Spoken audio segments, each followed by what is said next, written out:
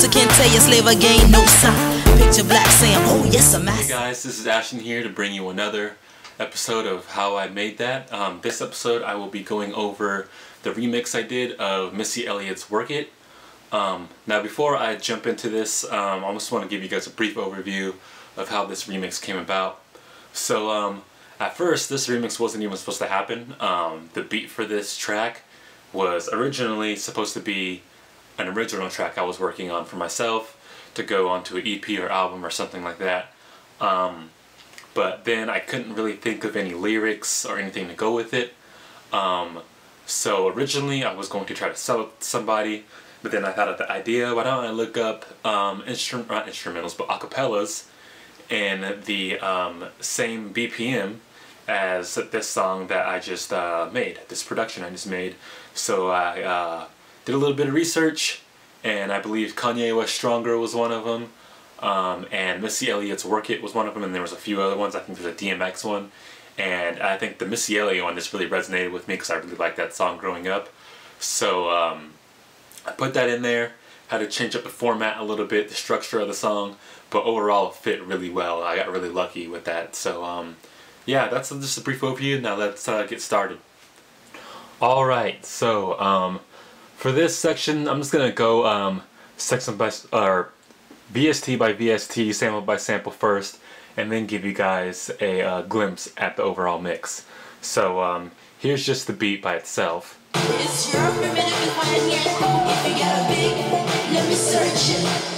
And as you can see here, I have the vocals right here that I got offline. These vocals right here are reverbed. The chorus. If you got a big, let me search it and find out how hard I gotta work it. And the main verses are just kind of dry the way they came. I think I might have added a little bit of reverb to them and did a little bit of EQing to make it fit better into the mix. Downtown and eat it like a vulture. See my hips, big hips, so chai. See my butt and my lips don't. So yeah, that's about it for the vocals. Pretty straightforward. So let's jump into all the sounds I used. I call this one App Synth, as you can see right here. And this is like pretty much the main synth of the song. Give you guys a little sneak peek of that.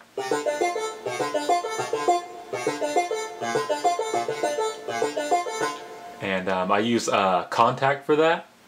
I use this retro machine, and I put it on, let's see here, I put it on an arpeggiator right here. I turned the arp on, and it arpeggiated this chord I played, which it looks like it's D. I use a lot of D minor, and then I used I went down in a lower register, added some D, and then put some C. Yeah, I just played around with it, and it came out the way I wanted it to come out. So again, this is the way it sounds, and this is what I used for it. Retro machines and Contact. I believe this is Contact 6, or no, it's Contact 5 actually. I really need to upgrade my Complete series. I think I have Complete like 7 or something like that. I don't know. Don't quote me on that. But anyways, pretty straightforward there. Here's some hi-hats. Pretty simple piano. I also use Contact for this piano.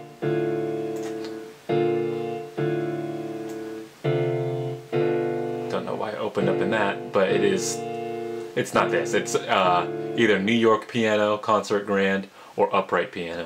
Those are the only two I usually use. So, well, actually, this might actually be this, but I don't think it is. Also, next, we have the kick and snare. Or actually, this is just the snare right here. It's more of a clap.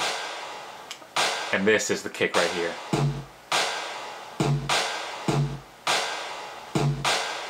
I use battery for both of those. As you can see.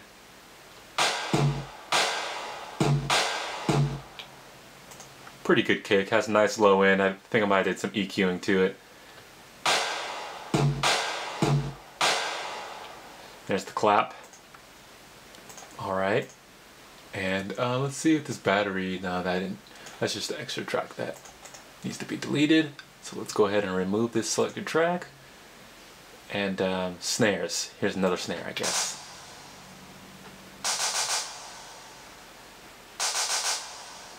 I guess it just adds a little bit more. You can hear it in the whole mix. Pretty nice there. And here is, I talked about this in my last video. This is a free VST that I downloaded offline. There's a lot of Tao VSTs. You can just go to the website and download their VSTs. This one I use a lot for arpeggiation. Actually, a lot of their stuff I use for arpeggiation, but here's what it looks like. You have to turn these, the arpeggiator on and sync, and it'll give you 1/8 notes to your BPM, or 1/16 and 1/32. And here's what it sounds like soloed. Let me solo this.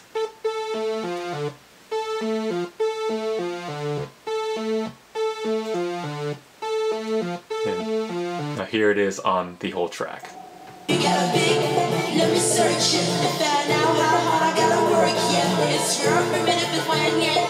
Now you can't hear it too much, but it definitely is there, and it adds depth to the track. Here's a bass.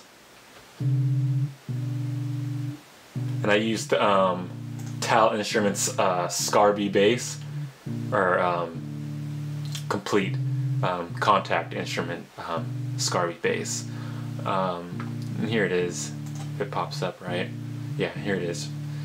It's a really authentic bass sound, and I use it for just about everything. Next, here is this is also another Tal instrument. This is called Tal Bass 101, and I also use it for a lot of arpeggiation. And this is one of the main synths that come in on the hook of the song, if you guys listen to it. Let's take a listen to that soloed. It has a pretty cool, like, deep house feel. It really reminded me of Disclosure when I heard it, and definitely decided to use it.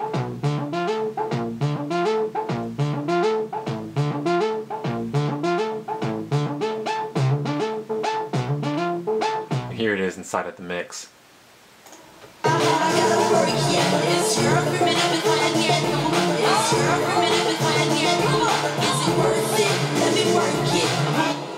Alright, and right here I use Massive just for a little wobble, as a little jab into the song, because the hook, not the hook, but the let's get out of here. The verse clears up, you know, and it's nice to throw little things into it to make it, you know, stand out. So here's the wobble by itself. Pretty simple, you know, dubstep type wobble. And here it is in the whole song. Pretty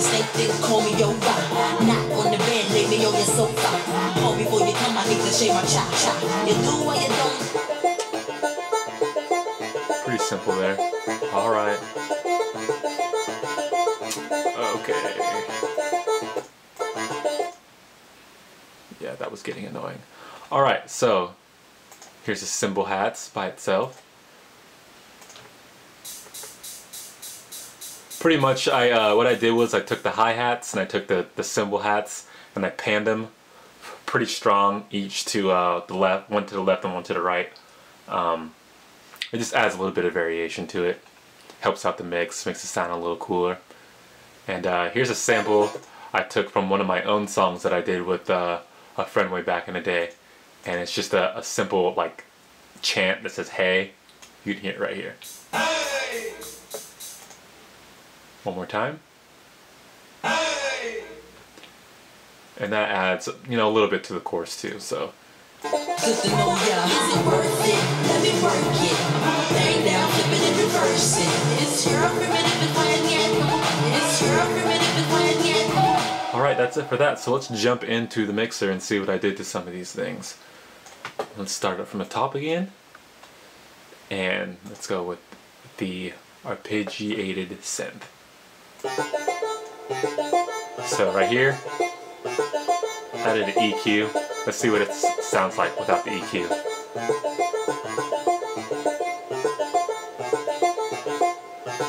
See, when I turn it on and I turn it off, I have it on, definitely adds a lot of brightness, and it drops out the low end that muddies up the mix. I also added a bit crusher to it too. It's definitely a big difference without the bit crusher. Definitely brightens it up. Without it, there's a lot of mid-tone, so. And also the auto pan, which just kind of sends it back and forth to each ear. If you're listening to it on headphones, or if you're listening to it on monitors, sends it back and forth to each monitor. But it's a little harder to hear it on monitors than it is to hear it on headphones. And then I added some reverb. See, this is the dry version right here with reverb and a maximizer, just because naturally it was pretty low, so turn it up a bit. Alright, now hi-hats. See if I did anything to these. And I did. I probably just brightened them up a little bit. Yeah, I dropped out a lot of stuff and just used 4K and above, because a lot of the mix was already fairly bright and the hi-hats weren't really standing out. So just drop out the low end, and it makes it pop out a lot better, as opposed to if I didn't do it.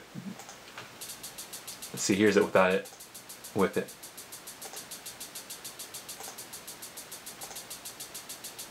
It almost sounds like I'm transposing it up in a weird way. Alright, now let's go to the piano. Added EQ, just a basic piano EQs like it says right here. A lot of times I don't use that, but I think I might have added another I added another EQ on top of that to do what I really wanted to do with it, and I dropped out a lot of the high end, so that way when the vocals came in or anything else wanted to come in, this wasn't, you know, interfering with it and blocking it out. And also maximizer. Okay, now let's go to the kick. I believe this is. No, this is the snare. I lied.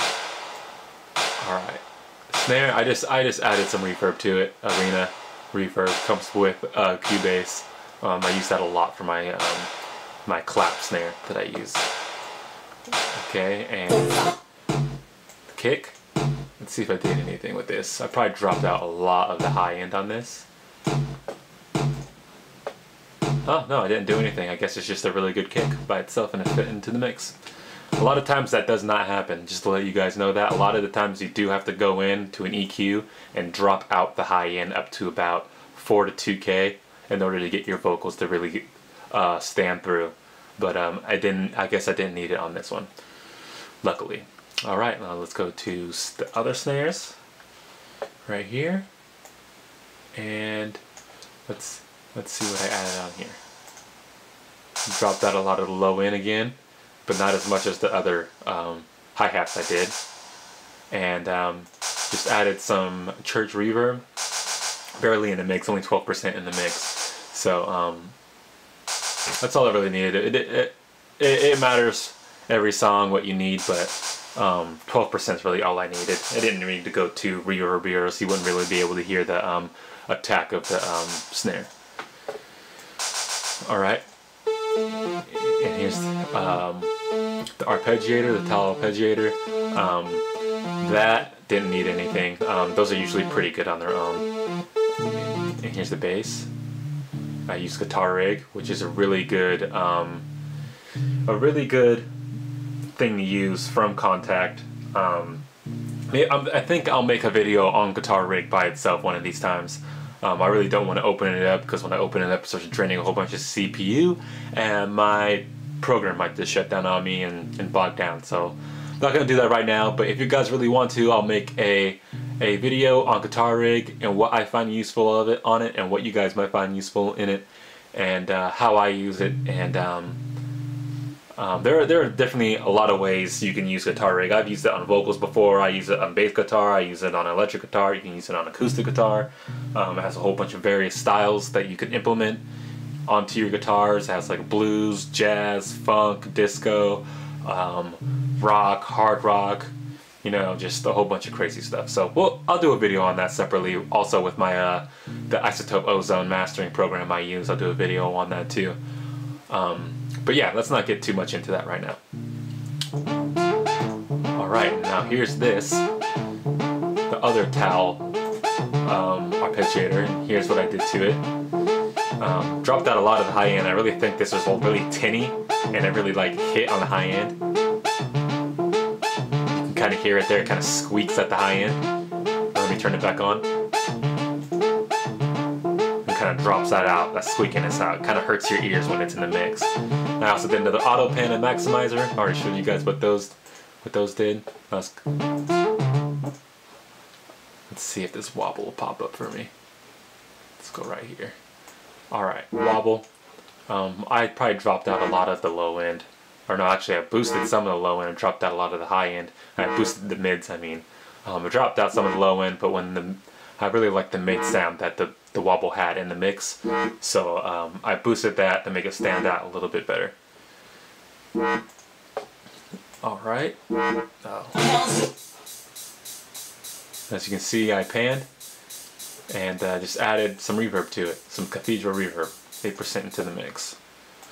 Alright, now hey, the haze. Let's see, I probably didn't do much to these except maybe turn them up. Alright.